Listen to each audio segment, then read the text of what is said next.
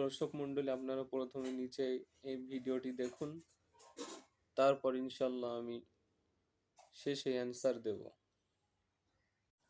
আসসালামু আলাইকুম প্রিয় দর্শক মণ্ডলী, নিচে যে ব্যক্তিকে দেখতে পাচ্ছেন এনার বক্তব্য হলো যে মাদ্রাসাতে হাদিস পড়ানো হয় কিছু যেগুলো কোরআনুল কারীমের বিরুদ্ধে। তাঁর এই বক্তব্য দ্বারা তিনি কি বোঝাতে চাইছেন, যে হাদিস কি মিথ্যা?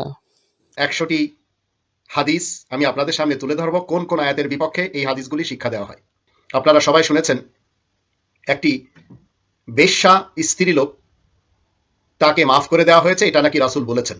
এই কথাটি প্রচার করছে বুখারী, মুসলিম এবং মিশকাত, এই 3টি হাদিসের গ্রন্থে রয়েছে। পুরুষ নারী জিনা করবে, তাদেরকে আল্লাহ বলছেন 24 নম্বর সূরা আন-নূরের 2 নম্বর আয়াত মতে, আয-যানিয়াতু ওয়াজ-যানি ফাজলিদু কুল্লা ওয়াহিদিন মিনহুমা মিআতা জালদা। পুরুষ এবং নারী যদি জিনা করে তাহলে এদেরকে 100 চাবুক মারবে। এই হচ্ছে ইসলামের বিধান। এর বিপরীত যে বিধানটি আপনাদের সামনে তুলে ধরলাম সেটি হচ্ছে বুখারী, মুসলিম এবং মিশকাতে রয়েছে। একটি বেশ্যা একটি কুকুরকে পানি পান করায় জান্নাতে গিয়েছেন।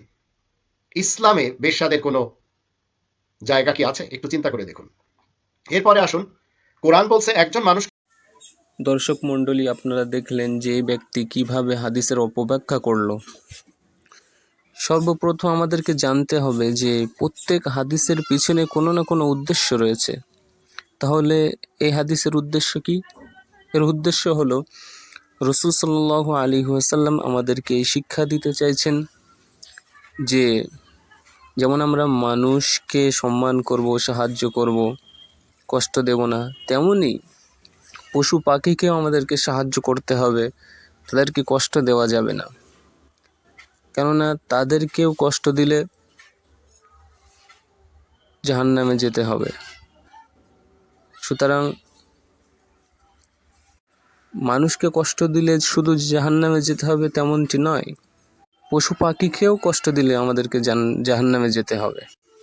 যেমন আমরা মানুষকে উপকার করলে, তাদেরকে সাহায্য করলে এই নেকির কারণে আমরা জান্নাতে যেতে পারবো, তেমন যদি আমরা পশু পাখিকেও সাহায্য করি তো আমরা জান্নাতে যেতে পারবো।